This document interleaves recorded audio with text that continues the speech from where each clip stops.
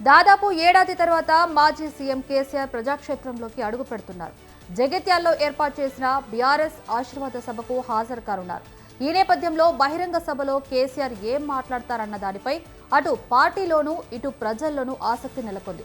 ఇదే వేదికపై మాజీ మంత్రి జీవన్ రెడ్డి మాజీ సీఎం కేసీఆర్ సమక్షంలో బీఆర్ఎస్లో చేరనున్నారు. సభను విజయవంతం చేసేందుకు బీఆర్ఎస్ యంత్రాంగం భారీగా ఏర్పాట్లు చేసింది.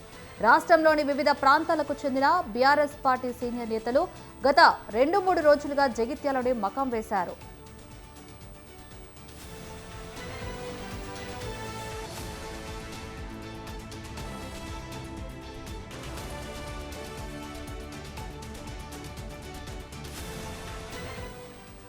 ఇదే అంశానికి సంబంధించి మరింత సమాచారం సభస్థల నుంచి లైవ్ లో సంతోష్ అందిస్తారు. సంతోష్.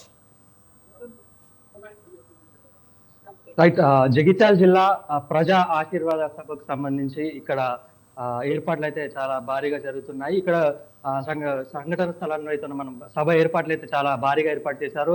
మనం ఇక్కడ ప్రత్యక్షంగా చూసుకోవచ్చు. ఇక్కడ ప్రాంగణంలో అయితే చూసుకున్నట్లయితే మాత్రం ఇది ఒక ప్రజా ఆశీర్వాద సభలా అనిపించట్లేదు. చూస్తుంటే మాత్రం ఎన్నికల సమయంలో జరిగేటువంటి మన ఎన్నికలకు సంబంధించి క్యాంపెయినింగ్ లో పెట్టేటువంటి సభలా కనిపిస్తుంది.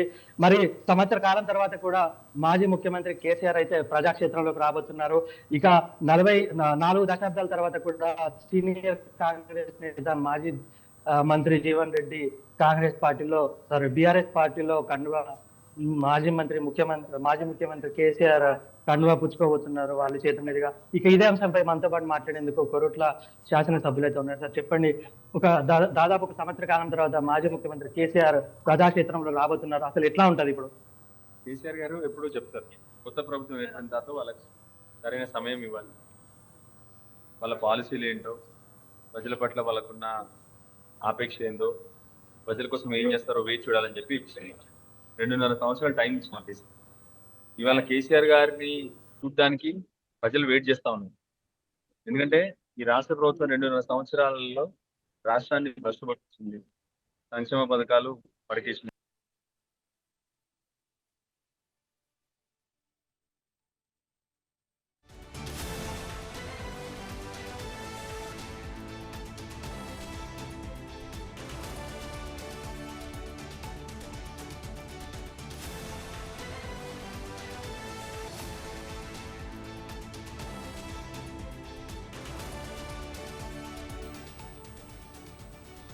దాదాపు ఏడాది తర్వాత మాజీ సీఎం కేసీఆర్ ప్రజాక్షేత్రంలోకి అడుగు పెడుతున్నారు.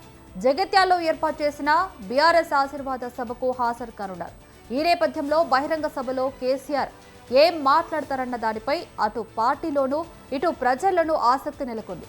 ఇదే వేదికపై మాజీ మంత్రి జీవన్ రెడ్డి మాజీ సీఎం కేసీఆర్ సమక్షంలో బీఆర్ఎస్ లో చేరనున్నారు.